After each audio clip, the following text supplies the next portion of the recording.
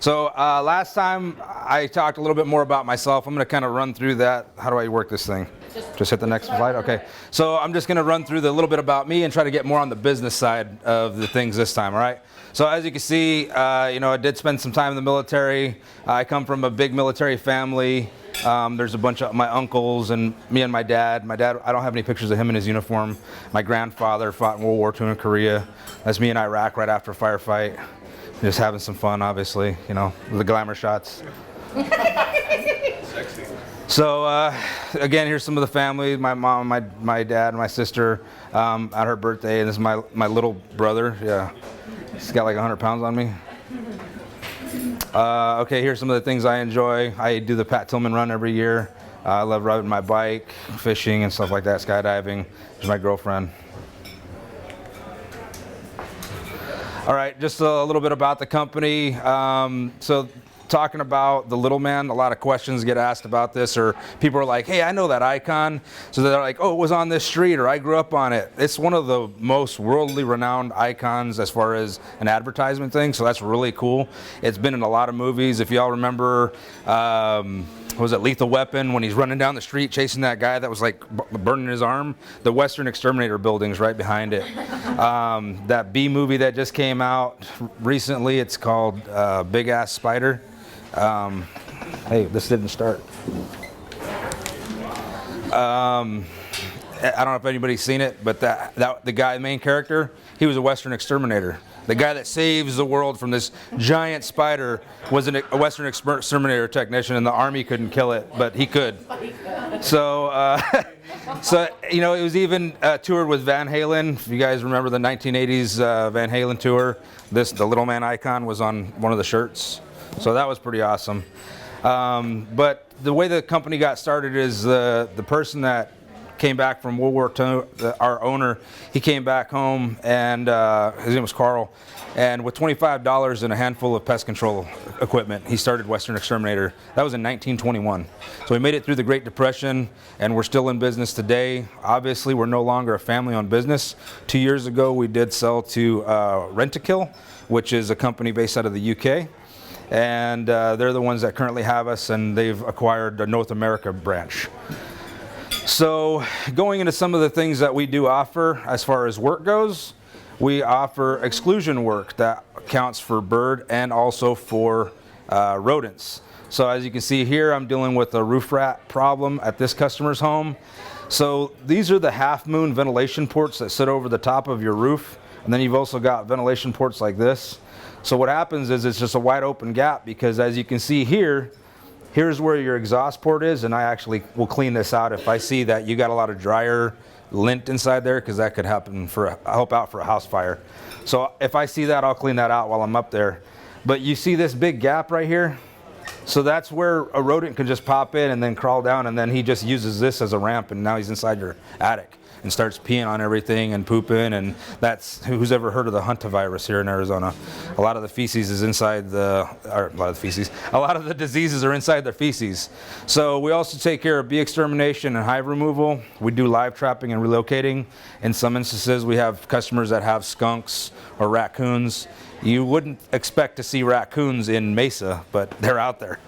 That big fat guy. I'm like, are you sure it wasn't just a cat lady? She's like, no, I have pictures. She showed me pictures. There's 4 raccoons in her backyard. I'm like, wow, I would not have expected to see that. So even for me, I get surprised sometimes by the wildlife that has come down to the valley as we expand out. So we also do liquid termite treatments, which is when you have the drilling they go out and they drill every 18 inches. We also do the centricon baiting, which you can see here. If you see these little thales right here, these are actual worker termites that are eating. The white section is the part where they've consumed off the bait. And then you got this little guy right here. He's actually coming out of a crack that looks just like this on the floor. So this is really zoomed in with my Samsung. It's not an iPhone.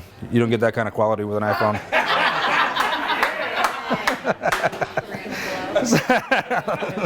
All right, as I was talking about earlier, we're also seeing a lot of bed bug issues right now, and we do perform fogging services or fumigations, and we deal with residential and commercial buildings. So this is, if you guys remember Aldo, this is us doing a some bird exclusion work. So we were having an issue with birds that were roosting up here, and right in the pitch where the attic's at. We'd already taken care of doing some exclusion work with putting some spikes up. Now these things are starting to roost in the ventilation port where the attic was. So he's got droppings all over the place, and it's really not sanitary or healthy. So we go in with a specific product. It's called Sniper, and we pressure wash it, clean the area, and then we go ahead and do the exclusion portion of it, where we use a steel mesh like this. This is an area over somebody's patio where they're having birds roosting as well. So I just wanted to give you some examples. This customer didn't care how pretty it was; they just wanted the problem gone. This guy wanted it painted and all kinds of stuff. So we'll actually do stuff like that.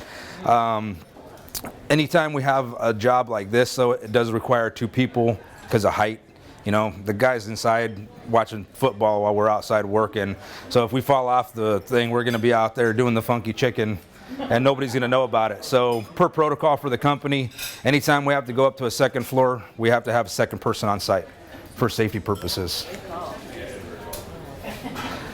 So the fumigation services that I was talking, this is actually me on the ladder right there when I used to be a technician a couple years ago. We're doing a fumigation service for a medical marijuana dispensary. So this building is actually in the center of Phoenix, and they grow marijuana here in Arizona. So it's really cool to get to go inside there and see all this stuff. Now y'all laugh, but it's funny. It's really cool because I've seen what it does medicinally to help people, you know, with taking care of seizures and stuff like that. And I know it helped my uncle out before he passed from cancer. That helped him out a lot. So it was really cool to help out with that project. This right here is actually a beehive. This is the bottom of the kitchen sink. So I exterminated the bees, removed about 100 pounds of honey.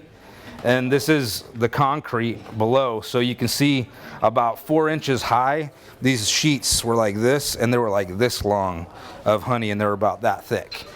So they were getting into the house. They were coming up from between the pipes and stuff. That's why the customer put all this foam to try to stop them from coming in, and we're shoving plastic bags in there. And they were coming into the house with young kids, infants, you know, newborns. So they needed me to come in, and it took me about 30 minutes to find out where the problem was coming from. So when we go in, we give you a comprehensive inspection of the home. So we'll not only exterminate the bees, but we'll also clean it all out and then make it look nice and pretty, and then the customer will usually take care of the repair work.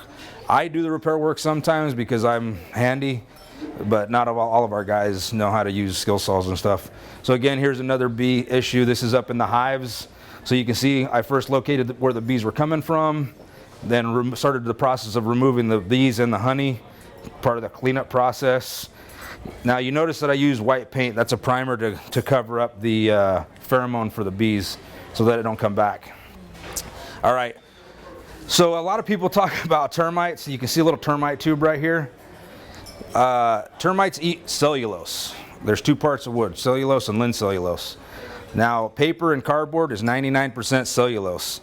So as I'm doing this inspection, and I started to see that there was this issue on this area here, you know, on the cabinets, there was termite tubes around it. And then I found this. Oh, come on, go back.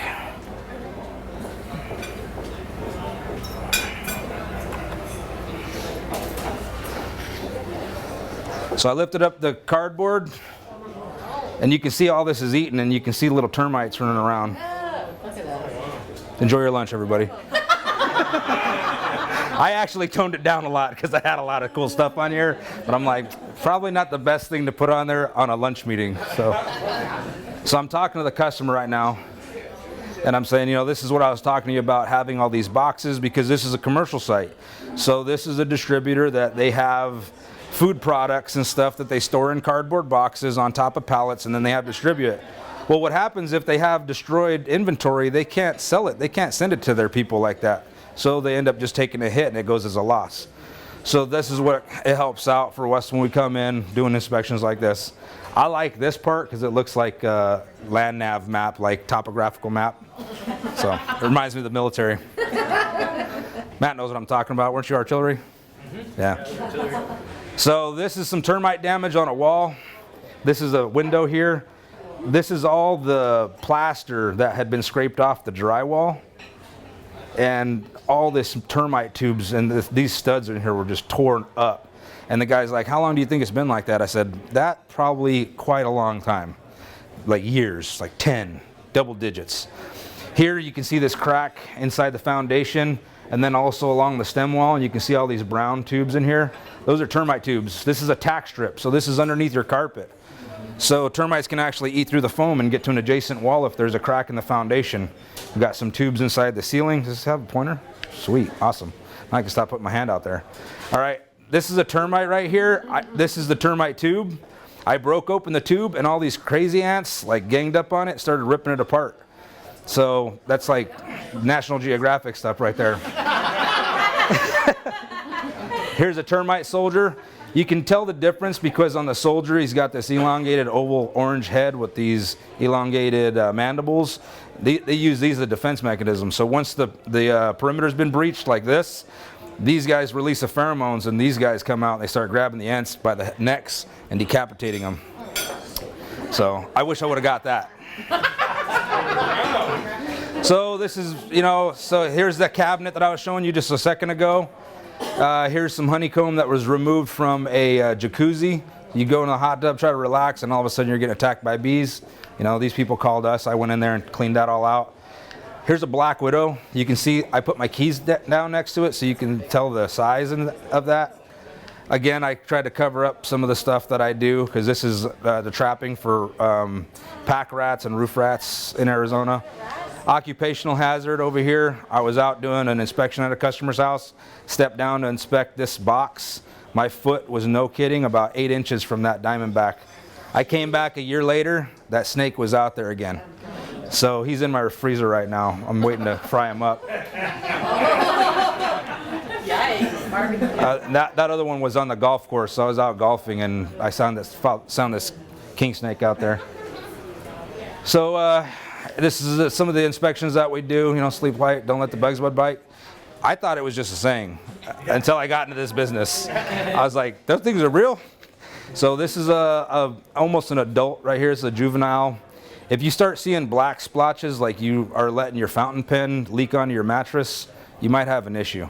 So these little white things in here, these are the eggs. Here's another little nymph right here. I always already do. Does anybody have any questions?